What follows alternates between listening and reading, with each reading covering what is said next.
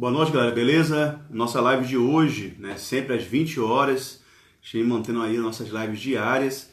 A gente vai receber hoje o Lucas, né, que é da Juventude Manifesta, né, para falar sobre a luta, né, que foi vitoriosa pelo adiamento do Enem. Então, o Lucas Xavier, ele é estudante da UNEB lá em Caetité e faz parte da Juventude Manifesta aqui no estado da Bahia. Tá? Então a gente acompanhou a decisão, né, da Câmara dos Deputados pelo adiamento do Enem. Né?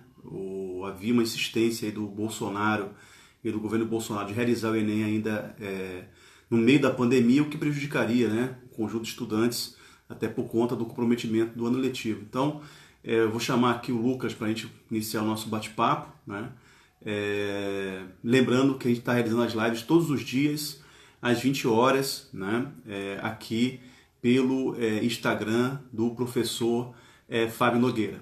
Tá? E quem quiser receber informações, né, a respeito de diversos temas, da política, educação, cultura, é só nos adicionar no WhatsApp, tá? No número 71991024820, tá bom? Então, também tem essa ferramenta que é a ferramenta do WhatsApp, para que a gente possa estar mantendo esse contato para além aqui do Instagram. Então, vou convidar o nosso querido Lucas para fazer parte aqui da nossa.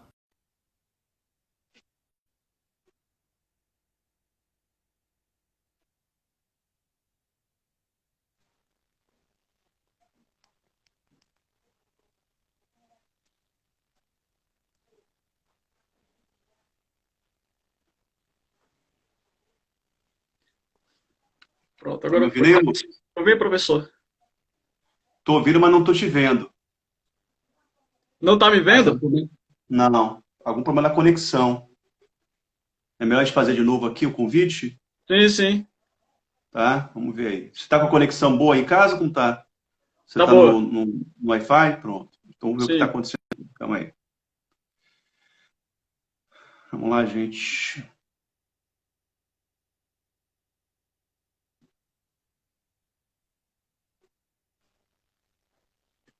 Pronto.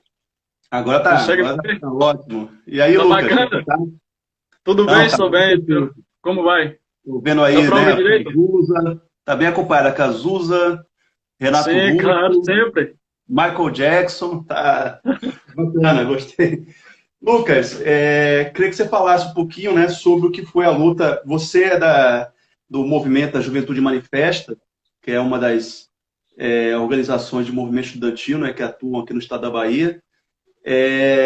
Também faz parte, né, estudante, você é estudante de geografia, né, no campus da UNEB de Caetité. Letras, letras em inglês. Desculpa, letras, né? Letras, isso. Ah, tá. Confundi com a Roberta, que a Roberta que faz geografia. Me Sim, confundi. sim. E então você é estudante de letras aí no curso da UNEB de Caetité, e a gente faz parte também da atual gestão do DCE da UNEB, né? A Juventude Manifesta integra, né, a atual gestão aí do DCE da UNEB. Eu queria que você falasse um pouco sobre como a juventude manifesta, se incorporando na luta e os motivos, né, dessa luta vitoriosa, finalmente, né, foi aprovado na Câmara ontem, pelo adiamento do Enem. Primeiramente, boa noite a todos que estão acompanhando a nossa live, né? Assim, até a gente até se sentiu feliz pelo o Senado ter aprovado o adiamento do Enem, e a gente da Manifesta Baiana, a gente ficou muito contente, porque isso é uma luta que a gente se propôs, né, a fazer, justamente pelo fato de que muitas pessoas ainda no Brasil, quase um terço da população brasileira, ainda não tem acesso à internet em casa. Então, a gente acredita que seria um problema, sim, é, essa questão, e, e que não seria justo com os alunos, né? Até porque agora, por conta de toda essa crise global e essa pandemia que atingiu em força todo o território brasileiro, seria difícil a gente ter um Enem agora, que por si só ele Uhum. já é injusto, mesmo sem ter uma pandemia. né? Porque eu estava vendo aqui recentemente uma pesquisa do Estadão que mostra que no Enem, geralmente os alunos que se sobressaem são aqueles de classe média alta, né? E Sim. aí, por si só, o Enem ele já começa desigual, né? A gente sempre vê esse discurso de meritocracia, você vai conseguir alguma coisa ou algum desenvolvimento por esforço próprio, porém, a meritocracia brasileira ela acaba sendo um pouco falsa, porque a gente não parte do mesmo princípio, né? Um Uhum. aluno de classe média alta, ele não parte do mesmo princípio que um aluno que mora dentro das periferias. Então, a gente da Manifesta, a gente viu e conseguiu vencer essa luta temporária que, de certa forma, acredito que tenha sido benéfica. Não, bacana, bacana, Lucas. E eu acho que você colocou um ponto, né, que inclusive surgiu no debate sobre ah, as aulas aí na UNEB, nas universidades estaduais aqui da Bahia, né, sobre tentar substituir o ensino presencial pela educação à distância, né? Quer dizer, uma alternativa para não cancelar o semestre letivo. E a gente sabe das desigualdades sociais, né, que nem todo mundo tem acesso à internet. Eu mesmo sou professor da UNEB lá de Ceabra. Então, eu tenho alunos que são quilombolas, trabalhadores rurais, que têm que viajar quilômetros para chegar na UNEB e não tem acesso à internet que a gente, né, que a gente pode ter. E que isso até do ponto de vista do acompanhamento pedagógico, do processo pedagógico, seria um prejuízo muito grande, né? Saudar aqui a Micaela, que está presente aqui, que também é da Juventude Manifesta, o Sim. Gutierrez, que é da executiva do estadual do PT, né? A Gal Mendes, o pessoal está chegando aqui para acompanhar a live. E eu queria que você falasse assim, essa preocupação da Juventude Manifesta com o MJD, Movimento de Juventude pela Democracia também. Amanhã eu vou fazer uma live com eles, a galera está aqui Bacana. acompanhando. Eu queria que você falasse um pouco sobre essa questão da desigualdade social, Lucas, porque e os impactos que isso tem na educação, né? Você tem principalmente o ensino superior no Brasil, muito concentrado, né? Muito com poucas vagas, com pouco acesso. A UNEB, né, é uma resposta, né? Que permite que estudantes, pessoas do interior da Bahia tenham acesso ao ensino superior público, né? E com qualidade, que essa é a grande luta, né? E a UNEB tem um quadro qualificado que presta serviços, né, com qualidade, assim como as nossas universidades estaduais. Porém, isso é uma realidade que, vou dizer assim, acontece paralelo ao que seria uma expansão da rede privada, né? E agora você tem o fenômeno das EADs privadas, né? Como que você, né, como um militante aí da Juventude Manifesta, vê essa questão da desigualdade e as alternativas que os governos vêm apontando para permitir que estudantes que estão no interior, que estudantes pobres, estudantes negros, né, quilombolas, pequenos agricultores, possam ter acesso à educação superior e que ela não seja algo restrito, né? Uma pequena minoria que pode ter acesso às boas escolas, às boas instituições de ensino.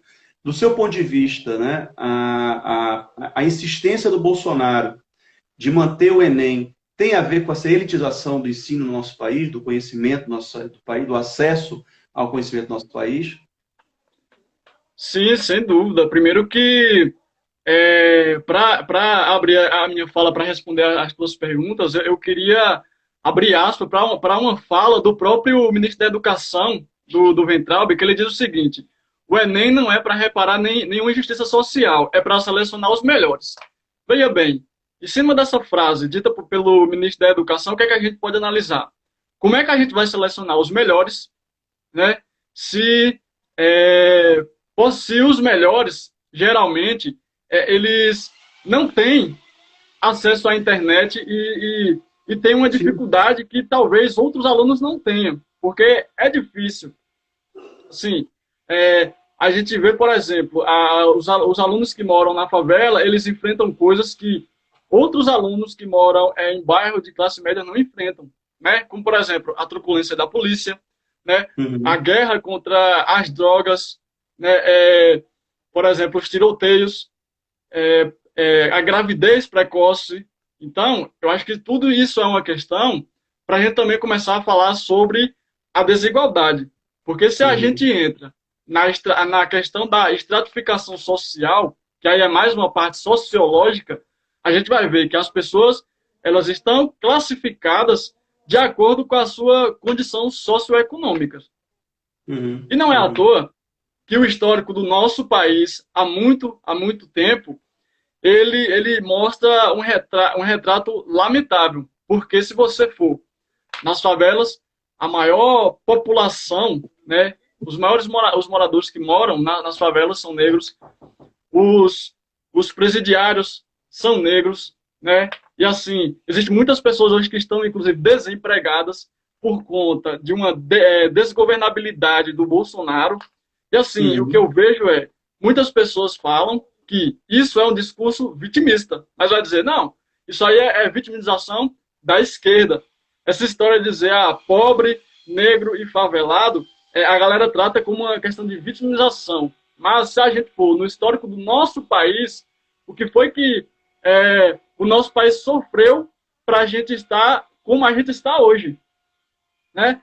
E aí, toda essa questão do Bolsonaro e o ministro da Educação querer permanecer com a data do Enem para que o Enem fosse realizado é o seguinte, há sim uma elitização dentro das universidades, né? Eu vejo Uhum.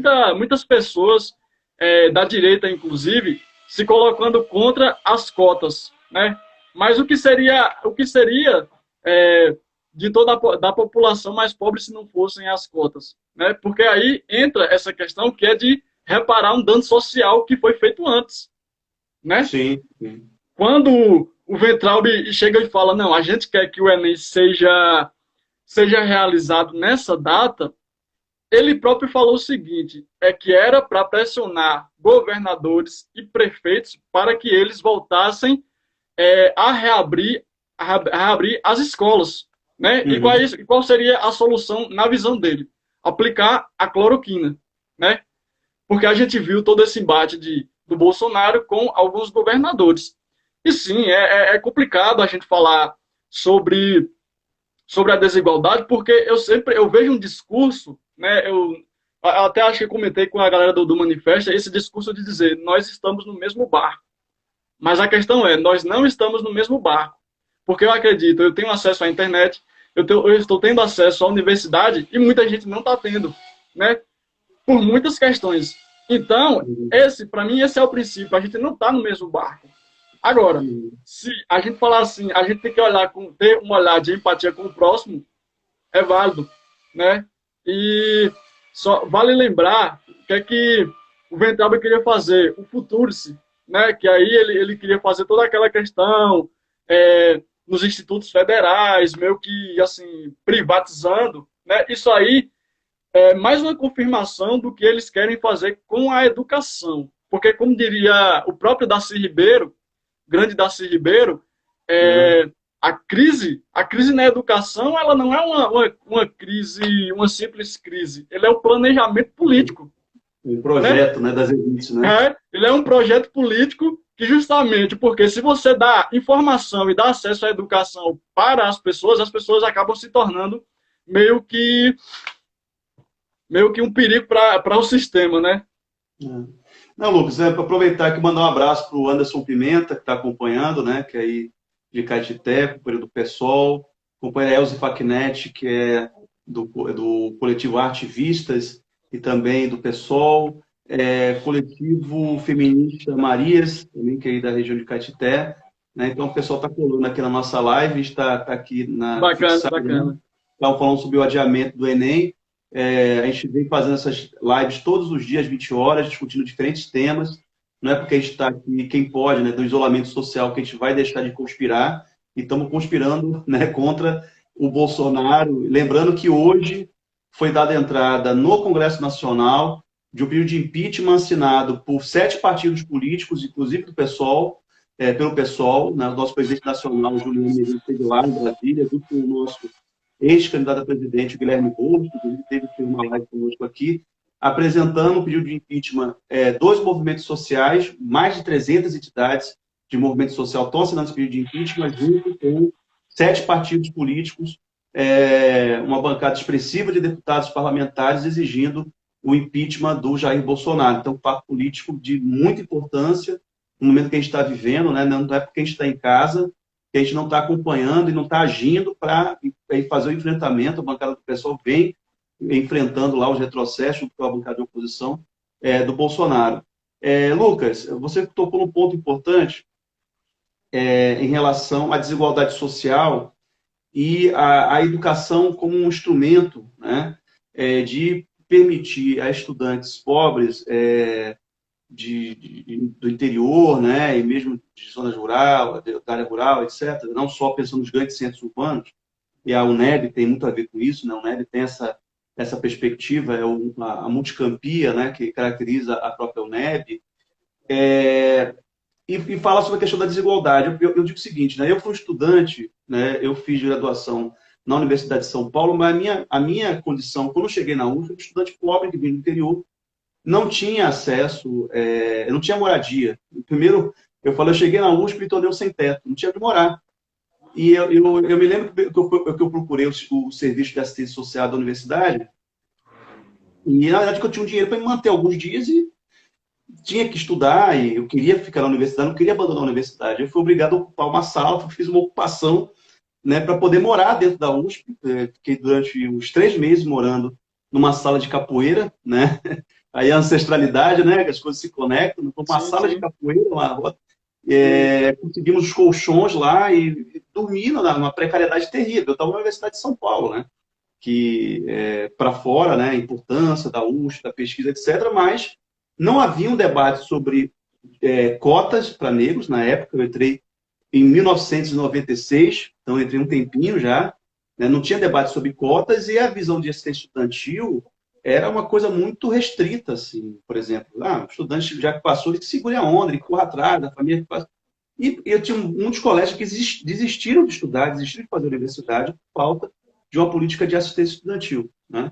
Eu estou falando daqueles que completaram todas as etapas, né? Terminou o ensino médio, prestou o vestibular, passou no vestibular, chegou na universidade e não conseguiu se manter na universidade. E isso acontece muito na UNEB, né? De estudantes que desistem porque não têm condições de se deslocar dos seus municípios, morar em outro município, de se fixar, etc. E quando você fala do Weintraub, né, e eu chamei a atenção dessa expansão da iniciativa privada e das EADs, os interesses econômicos em torno disso, que aparece agora, né?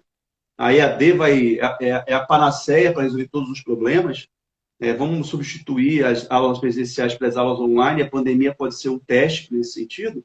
Isso é uma grande falácia, né? Quer dizer, o objetivo é sucatear ainda mais a universidade, reduzir os investimentos e dificultar ainda mais a vida do estudante pobre que, com muita dificuldade, consegue ter acesso ao ensino público, né? Eu vivi na minha pele essa realidade. Até hoje eu penso como que eu consegui passar por todas as etapas, terminei a graduação, fiz um mestrado, fiz um doutorado, mas tudo com muita dificuldade, né? E eu queria que você falasse sobre isso, né? Política, eu sei que não é exatamente o tema, mas quando você tocou no tema das desigualdades sociais e o acesso à universidade, ele não se dá apenas, não é apenas adiar o Enem, né? Eu acho que adiar o Enem é uma das, importante, né? Ela é uma ferramenta, a luta pelo adiamento do Enem é para corrigir uma desigualdade que seria ainda maior, né, do que já é, né? Mas acho que é um pouco a consciência de que o estudante pobre, negro, do interior, ele tem direito de estudar tanto com o estudante de classe média, branco, dos grandes centros urbanos, né? E esse debate não tá estabelecido. Eu queria que você falasse um pouco sobre isso, Lucas, né? Porque eu fui militante do movimento estudantil, né? Fui de centro acadêmico, fui de DCE, participei de congresso da UNE na minha época. Era um outro momento, não tinha debate sobre cotas, ainda a esquerda era uma esquerda que ainda lidava com essas questões, divide a classe, não vamos falar sobre cota. Hoje avançou bastante. Mas eu queria que você tocasse dessa vinculação entre as tarefas do movimento estudantil, da Juventude Manifesta, e pensar a universidade como espaço para combater distorções historicamente construídas e desigualdades historicamente construídas. Queria que você falasse um pouco sobre isso. Assim, essa questão sobre a evasão universitária, ela é um grande problema, sim, porque aqui na UNEB de Caetité, já vi casos de pessoas que acabaram desistindo do curso também, por falta de dinheiro e por falta de uma ajuda para se manter dentro da universidade. Assim, eu acho que é importante a gente tocar nisso. É claro, a gente está falando aqui sobre o adiamento do Enem, mas eu acredito que um assunto esteja ligado ao outro pelo fato de que, assim, a universidade pública não é de hoje, que ela vem sofrendo ataques do governo Bolsonaro, né? Vale lembrar que Bolsonaro, junto com o seu ministro, principalmente o ministro da Educação, Weintraub, que disse que na universidade só há balbúrdia, né? Ou seja, a universidade só produz balbúrdia, o aluno não estuda. Como ele mesmo disse também que dentro da universidade os alunos só sabem fumar maconha e fazerem festas, né? E que seriam feitos cortes de verbas para a universidade pública. E aí, quando se há esse corte, fica complicado de distribuir bolsas de assistência estudantil para aqueles alunos que mais necessitam, né? E aí, como esses alunos não têm como se manterem dentro da universidade, é claro que vai haver uma evasão universitária, né? Você citou seu caso aí que, como quando você estava graduando e tal, e que conseguiu fazer um mestrado, sim, por esforço próprio, mas acredito que foi assim, foi difícil, né? Gente como a gente que tem acesso à informação, a gente acaba sendo meio que um elo perdido. A gente está indo contra as estatísticas, né? Porque se a universidade ela não propagar essa ideia de que a gente tem que lutar pelos nossos direitos, eu acredito que ela esteja falhando, né? E assim, é claro que o governo Bolsonaro, ele sempre tem aquele ar assim, de arrogância, né? Porque quando eu vejo o Bolsonaro, eu lembro muito do Luiz XIV, que dizia, o Estado sou eu, quem manda aqui sou eu. E qualquer opinião pública é inválida. E é isso que ele faz quando ele pede para os seus ministros, né, seguirem sua linha ideológica, e a linha ideológica do Bolsonaro a gente sabe qual é, né? É ir contra a ciência, é ir contra os professores, é ir contra as universidades. Então, como aconteceu recentemente, que houve greve, né, e que a gente lutou para que não houvesse corte na nossa educação, eu acredito que a gente tem que pensar o seguinte: será até quando a gente vai permanecer com um governo que é contra tudo isso, contra a ciência, contra a arte, contra a educação, contra os professores, porque é justamente o que você falou. É difícil muitas vezes o aluno se manter na universidade, mas é difícil para a universidade garantir uma permanência do aluno quando o próprio governo federal impossibilita o investimento de dinheiro dentro da própria universidade. Então, acho que a gente tem que questionar essas questões, né? Será que eu ou você, a gente iria ser só mais um número de muitos que não tiveram acesso à universidade? Então, eu acho que essa é a hora de questionar, né? Essa é a hora de questionar. E eu fico muito, muito triste quando eu vejo o INEP, né, que carrega o nome de Anísio Teixeira, sendo comandado por um cara que de educação não entende nada, né? Então, acho que é importante você ter tocado nessa questão, porque abre um par de muitas reflexões. Sim.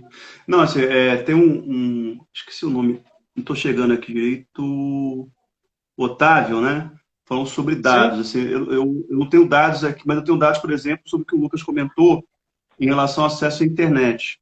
Então, o IBGE, em 2018, apontava que 46 milhões de brasileiros não têm acesso à internet. 46 milhões. Tá? Então, imagina se o Enem é mantido, né? Quer dizer, nem todo mundo tem condições de ter aula virtual, de ambiente virtual, via AD, etc. Eu estou falando de um número de 46 milhões de pessoas que não têm acesso à internet, a internet que a gente está usando agora, por exemplo. Né? Isso tem a ver com as nossas desigualdades sociais. E esse índice varia, aumenta, de acordo com a região do país. Né? Então, por exemplo, aqui está dizendo que na região norte e nordeste, né? No norte, 36%, né, não tem acesso à internet. No nordeste, 35,3%.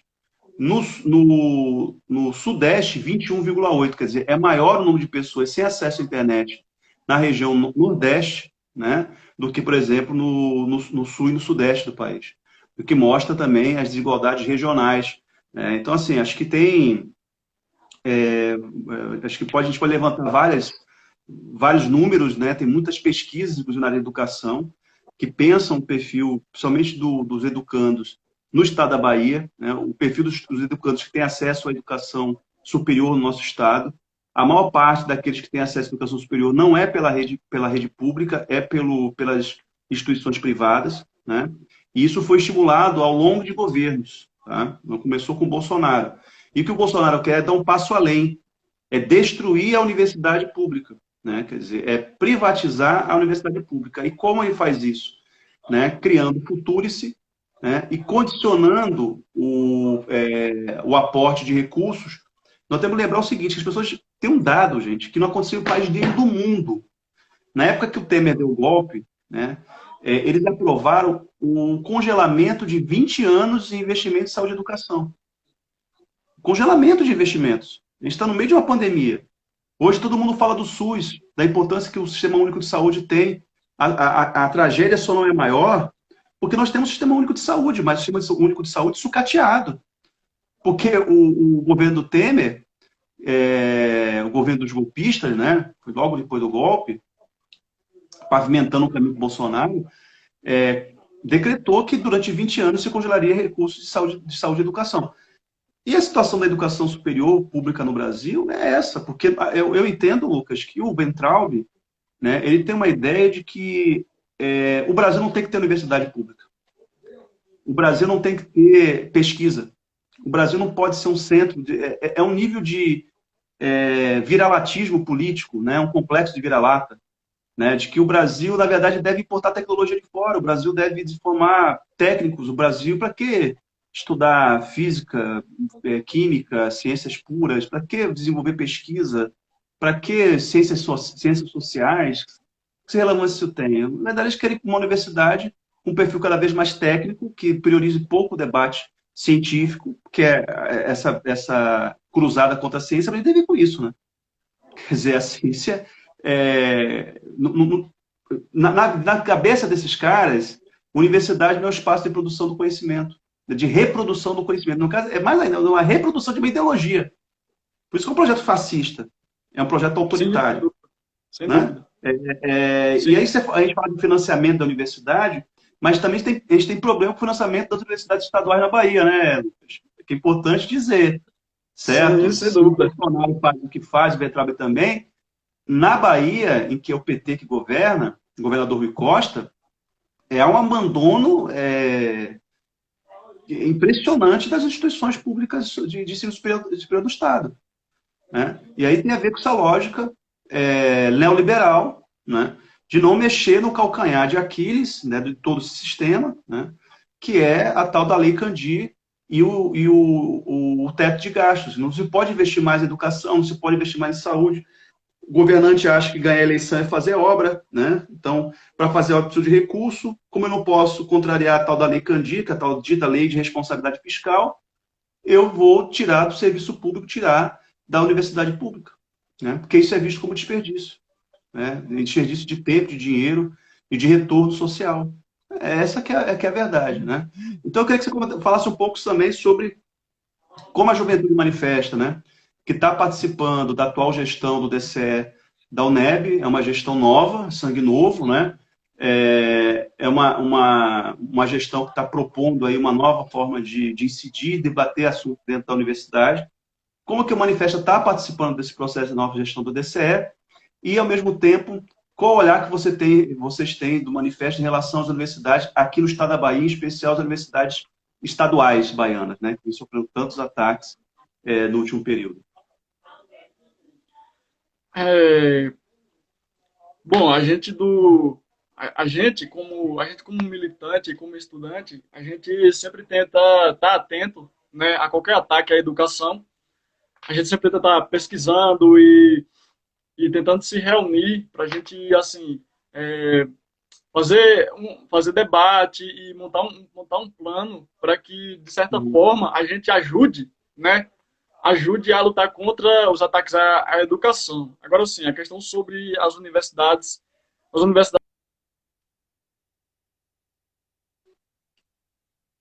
Deu uma travada aí. Voltou. Tinha travado aí. Dá Voltou, para ouvir? voltou, voltou. Voltou. Tá, dá pra ouvir. Tá ótimo. Sim, sem politicagem nenhuma. Acredito que o nosso governador, né, Rui Costa, ele governa com um pensamento de velha política, né? Porque Uhum. assim, querendo ou não, o Rui Costa, ele é do PT, né? E a gente tá vendo o que é que, assim, geralmente os partidos políticos agora, eles estão aproveitando para, como a gente está concentrado mais no coronavírus, né? Eles estão agindo por baixo dos panos, né? E assim, qualquer pauta que seja relevante para a educação, dentro do Congresso, né? Por exemplo, o Rui Costa, ele ele não comenta, ele não quer debater, ele tira o pé fora, né? Então, geralmente, tanto da UNEB quanto das outras universidades estaduais aqui da Bahia, a gente está vendo sim um claro ataque, né? Uma clara falta de respeito com essas universidades, justamente pelo fato das universidades elas serem, digamos assim, a casa do saber, né? A casa onde tem que haver Uhum. o debate, tem que haver o conhecimento, tem que haver o respeito, tem que haver o pensamento crítico, né? Principalmente aqui na Uhum. Bahia, porque se a gente está falando de desigualdade social, se tem um Estado que sabe, de certa forma, fazer crítica necessária contra a desigualdade social, chama-se a Bahia. Não é à toa Uhum. que o Pelô de Salvador é um marco histórico de revoltas. Sim. Não é à toa que daqui da Bahia saiu o Jorge Amado, né? Um cara que, inclusive, que denunciava essa questão da desigualdade social. Não é à toa que a gente tem um cantor como o Caetano Veloso. Então, é, acredito eu que, assim, falando propriamente do estado da Bahia, a gente sim tem um Uhum. claro ataque que a gente, assim, precisa sim de atenção, né? Todas as universidades precisam de atenção, inclusive a nossa aqui da Bahia. E a gente, enquanto manifesta, a gente vai se manter de pé, né? Não é à toa que a gente tenta buscar conhecimento, a gente tenta debater, tenta entender os alunos, né? Tenta entender as dificuldades dos próprios alunos, até porque também a gente é militante, mas a gente é aluno, e a gente está no Uhum. nosso lugar de fala, né? A gente tem que entender as dificuldades e trazer as pautas das universidades daqui da Bahia. Então, é complicado quando você tem no governo um, um cara como o Rui Costa, que ainda tem aquele pensamento de velha política, que para ele educação não importa. Né? O que ele quer é se permanecer no poder, né? E se aliando com os piores políticos existentes. Então, assim, não me surpreende nada esses cortes e essa falta de respeito com a universidade pública aqui do estado da Bahia. Não, Lucas, você tocou num ponto. Eu conversava ontem com o pessoal do coletivo Malês, do PT, sobre a revolta dos malês, né? Eu escrevi um livro pela Grandioso. Fundação Lauro Campos Marielle Franco. Espero, passando a pandemia, poder lançar aí Caetitecos com os Legal, camaradas. bacana, legal. E eu chamava a atenção o seguinte: falei, olha, eu acho que a contribuição que o pessoal vem a dar para o debate das esquerdas, né, é justamente repensar a forma de governar. Né? Por quê? Nós tivemos um golpe no Brasil. E esse golpe também é resultado da política de alianças que o PT implementou durante o governo federal. E você vê a mesma política sendo replicada nos estados onde o PT é governo. Né? E isso produz um conjunto de contradições. Então, por exemplo, vou pegar um exemplo bem concreto. Foi aprovado um plano estadual de educação aqui na Bahia. Esse plano estadual de educação, o projeto original, previa a incorporação pelas escolas do Estado do debate de gênero e raça, né? E diversidade sexual. Houve uma pressão de um determinado pastor, né, que é deputado, de que retirasse isso. E esse pastor faz parte da base de apoio do governador Rui Costa. E o governador, para atender os interesses desse deputado, da bancada que ele representava, pressionou a bancada do PT para que votasse contra, a favor da retirada desses itens, e a bancada do PT, inclusive, rachou na votação, ela se dividiu na votação. Né? Olha o nível de contradição que isso gerou. Né? Quer dizer, como é possível um governo de esquerda, né, que no projeto de uma política, de um plano estadual de educação, não incorpora o debate de raça na Bahia? Na Bahia, gente.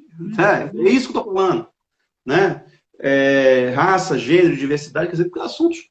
A maior parte da população é mulher, é formada por mulheres, a população negra é a maioria do nosso país, na Bahia nem se fala, mas aconteceu isso no nosso estado.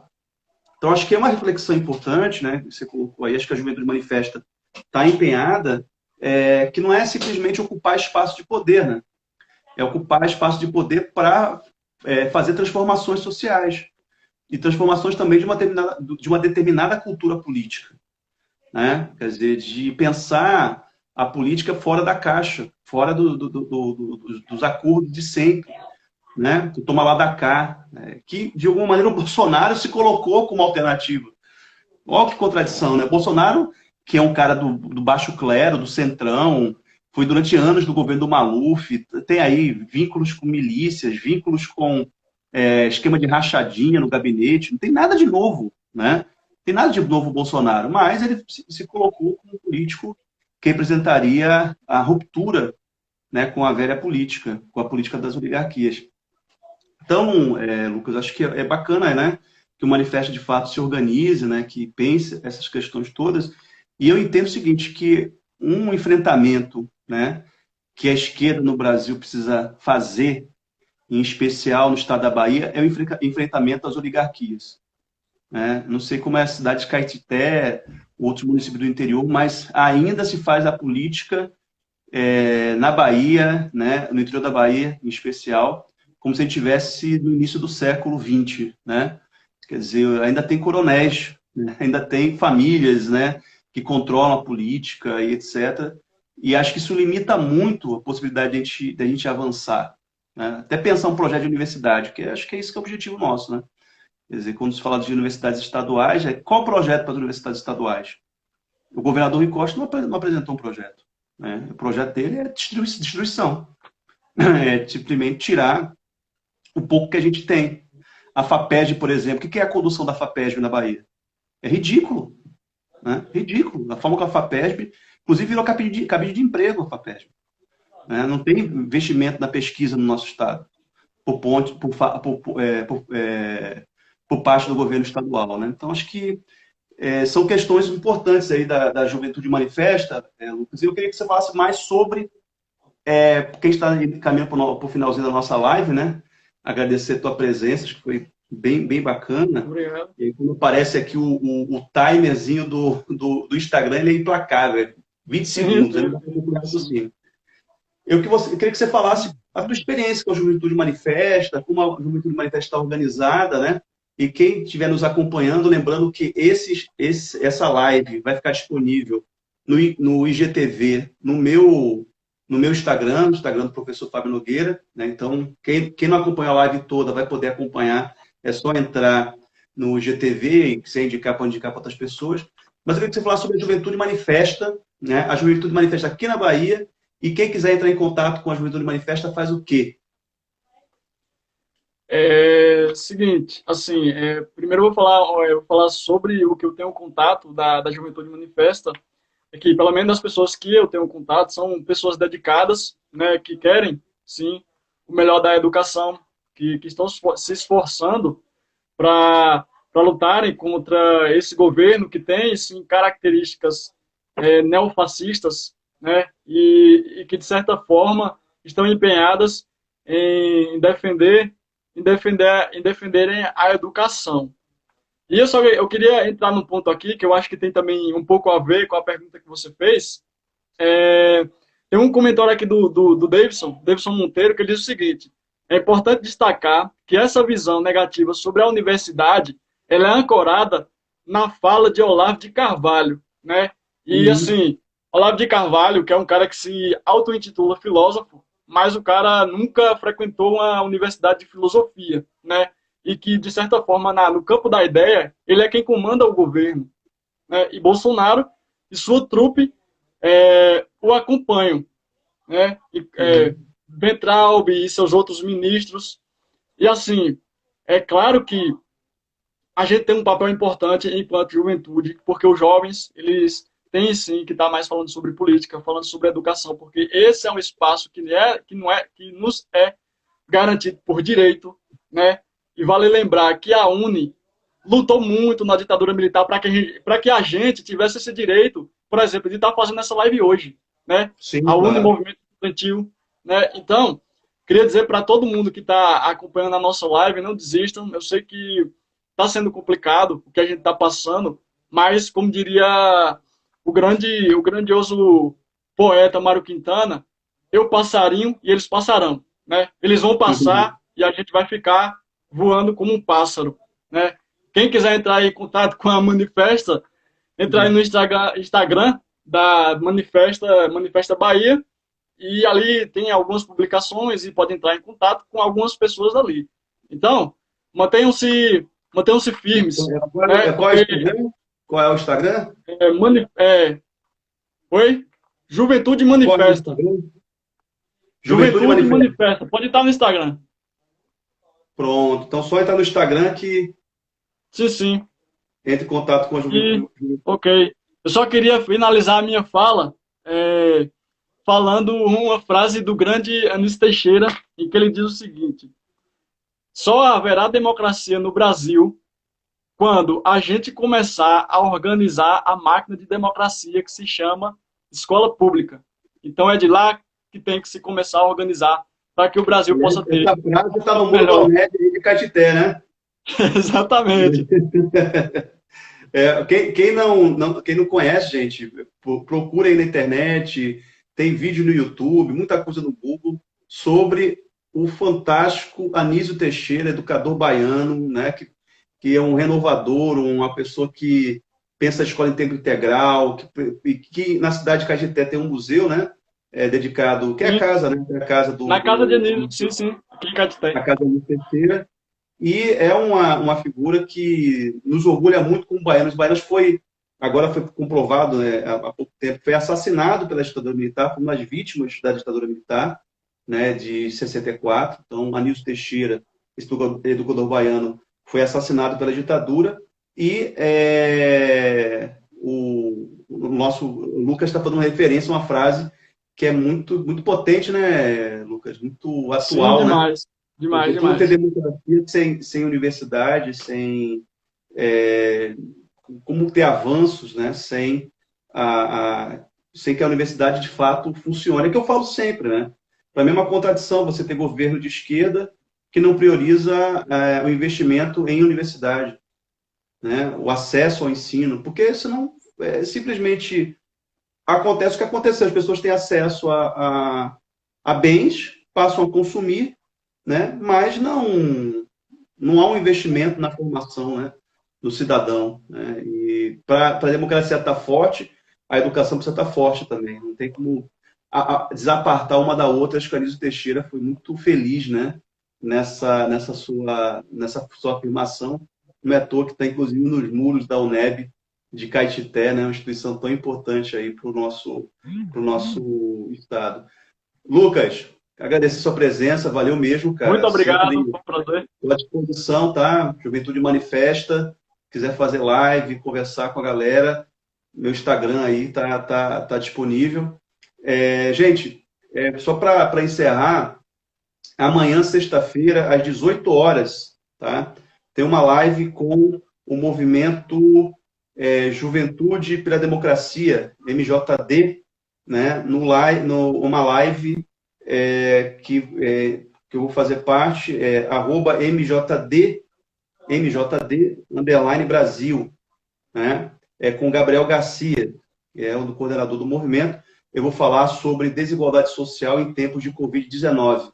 Isso amanhã às 18 horas. Tá? E eu ainda estou para confirmar, ainda não fechei, se vai ter live amanhã ou não, sexta-feira, mas amanhã pela manhã eu confirmo. Então, estou tentando fazer todos os dias.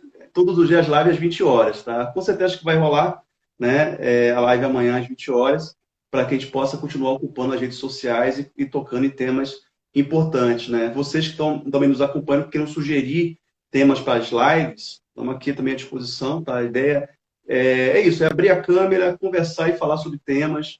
Acho que isso não é porque a gente está no isolamento social, né? Assustado com os números que a gente está assistindo aí das estatísticas em relação ao Covid, que a gente vai deixar de conspirar. Nós temos essa responsabilidade, essa tarefa de estarmos separados, mas juntos na luta, né? Entendendo o papel que a gente tem como agente de transformação social. Tá bom, Lucas? Então, valeu, galera. Valeu, Lucas. Um Até a abraço, próxima. obrigadão, valeu a todos.